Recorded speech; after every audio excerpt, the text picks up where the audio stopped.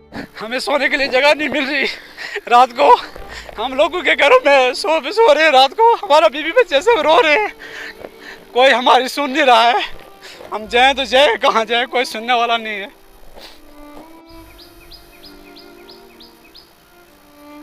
हम क्या चाहते हैं? हम क्या चाहते हैं? इंसाफ के आगे झुकना पड़ेगा। इंसाफ के आगे झुकना पड़ेगा। इंसाफ के आगे झुकना पड़ेगा। हेड मिस्टर रुजानी, हम क्या चाहते हैं? हम क्या चाहते हैं? इंसाफ के आगे झुकना पड़ेगा। इंसाफ के आगे गरीबों की आवाज। बिस्मिल्लाहिर्रहमानिर्रहीम, अस्सलामु अलैकुम। आप देख रहे हैं कश्मीर क्राउन और इस वक्त जो हालात वाक़ात हम आपको दिखा रहे हैं ये थन्ना मंडी के सब डिवीज़न के 16 ब्रिज से हैं। और यहाँ पर जो एक रोड का काम चल रहा था और गालबन पिछले 10 साल से ये रोड का काम चल रहा है और आज इस रोड की कटिंग की वजह से यहाँ पर 6 रिहायशी मकान जो हैं वो जद में है, खतरे की जद में है। और गुज़श्ता कई दिनों से जो बारिशों का सिलसिला जारी है उसमें काफ़ी नुकसान हुआ है। अब इन लोगों का ये कहना है कि पूरी उम्र की जो जमा पूंजी है वो इन्होंने अपने रिहायशी मकान पे लगा दी है, लेकिन अब कहीं ना कहीं इंतज़ामिया जो है वो गफलत शारी में है और यहाँ पर कोई आके देखता नहीं है, जिसकी वजह से इन लोगों का आज नुकसान हुआ है। और आज ये 6 घरों के जो लोग हैं, अफराद हैं, ये किसी दूसरे के घर में रात को रहते हैं क्योंकि अब इनके पास जो जगह है वो सेफ़ नहीं है क्योंकि इनका घर जो है वो खतरे की जद में है। मैं कैमरामैन से गुजारिश करूंगा ये दिखाएं कि इसके पीछे 6 रेजिडेंशियल हाउसेज हैं जो ये बिल्कुल खतरे की जद में। और ये लैंडस्लाइड जो हुआ है ये रोड कटिंग की वजह से हुआ है। हम आपको बताते चलें कि महकमा ईरा जो है उसके पास ये काम था।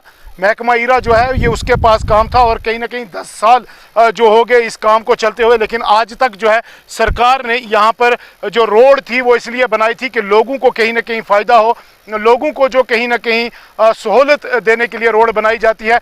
लेकिन अफसोस की बात यह है कि महकमा ईरा का जो ठेकेदार है वो इस तरीके से यहाँ पर काम कर रहा है कि शायद यहाँ पर गाड़ी कभी नहीं चलानी है उनको। और सबसे बड़ा सवाल ये, जब महकमा से हमारी बात हुई तो उनका कहना था कि जनाब हम ठेकेदार को ब्लैक लिस्ट कर देंगे, हमने उसके लिए लेटर लिख दिया है, हमने इंतज़ामिया को बोल दिया है, हमने चीफ सेक्रेटरी तक कागज़ लिख दिए हैं। जनाब आप कागज़ ही लिखते रहेंगे और इन गरीबों का क्या होगा? आप कागज़ ही लिखते रहेंगे जब तक ये लोग कल सड़कों पर भीख मांगने के लिए खड़े हो जाएंगे। क्या इन बच्चों का मुस्तकबिल आज बिल्कुल सेफ़ है? सबसे बड़ा सवाल इंतज़ामिया पे है कि अगर महकमा को यहाँ रोड वाइडनिंग का काम दिया गया, अगर महकमा को यहाँ रोड लोगों को सहूलत देने के लिए लाया गया था, महकमा को लोगों ने अपनी ज़मीनें दे दी, लेकिन अब लोग अपने घरों से भी बेघर हो चुके हैं। ये नम आंखें ये आज पूछती हैं सरकार से, ये नम आंखें पूछती हैं सरकार से कि जनाब आखिर हमारी गलती क्या है? हमने रोड के लिए जगह दे दी, हमने अपने घरों को कुर्बान कर दिया, लेकिन आज सरकार कहाँ सोई है? क्या सिर्फ वोट लेने के लिए ही सरकार बैठी है?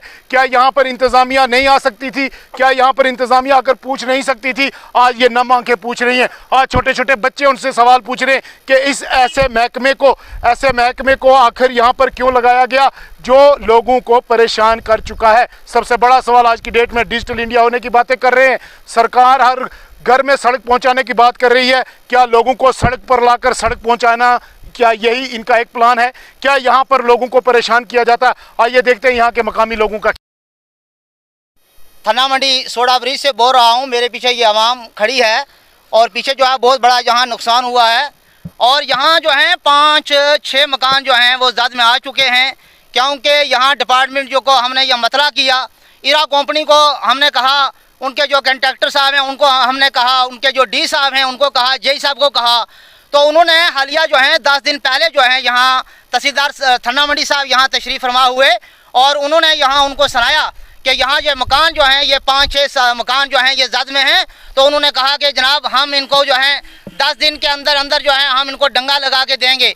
और तो यहाँ जो है बार बार जो है डिपार्टमेंट आते रहे, उन्होंने कहा जी हम आज काम शुरू करते हैं, कल शुरू करते हैं, 2 दिन के बाद करते हैं। जब उन्होंने यहाँ ये नाली बनाई और नाली बनाने के बाद उन्होंने कहा कि आप हमें नाली बनाने दो, लोगों ने कहा कि हमारे मकान जो है वो नीचे आ जाएंगे। जब उन्होंने यहाँ से नाली को बनाया, नाली को बनाने के बाद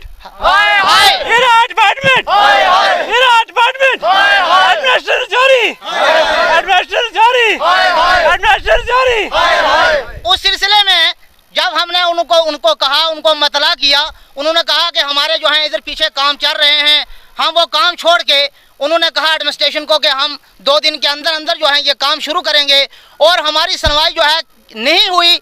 हमने हर तरीके से चक्कर लगाए, उन्होंने कहा आज करते हैं, कल करते हैं, परसों करते हैं। तो लिहाजा ये हमारे मकान जो हैं, ये 5 मकान जो हैं, ये इस वक्त जद में हैं, क्योंकि ये लोग बेचारे इसी तरह से ये गरीब लोग हैं और इनके पास कोई जगह जो है रहने सहने की नहीं है। यही मकानों की जगह इन्होंने खरीदी, जो आज जो है ये जगह भी उनके हाथ से चली गई। तो लिहाजा हम ये कहना चाहते हैं वो एडमिनिस्ट्रेशन थन्ना मंडी, SDM साहब थन्ना मंडी और SHO साहब थन्ना मंडी और तहसीलदार थन्ना मंडी साहब को हम ये कहना चाहते हैं, अगर 2 दिन तक ये हमारी आवाज़ जो है ऊपर तक नहीं पहुंची और 2 दिन तक जो है ये हमारा काम शुरू नहीं हुआ, तो फिर हमें मजबूर न किया जाए कि हम रोड पर बैठें। तो लिहाजा हम आला हुकाम से ये गुजारिश करना चाहते हैं कि आप जहां देखो कि मौके के ऊपर मौके की हालत देखो, ये 5 मकान जो हैं जद में हैं, तकलीफ में हैं। तो लिहाजा आप किसी तरीके से जो है आप इनका बंदोबस्त करो और जितने भी हो सके आला हुकाम से हम कहते हैं कि आप इनकी मदद की जाए 2 दिन के अंदर। मैम, मेरा नाम मुमताज़ अहमद है।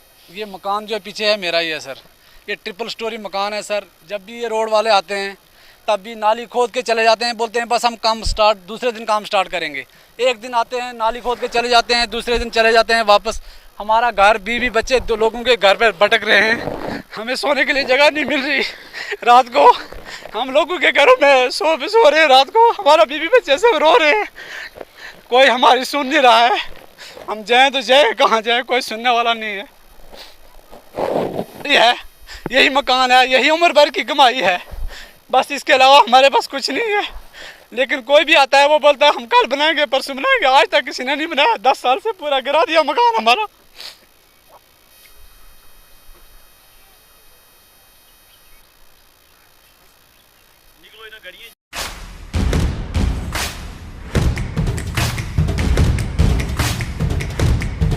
Dayanand Sagar University. Live the dream.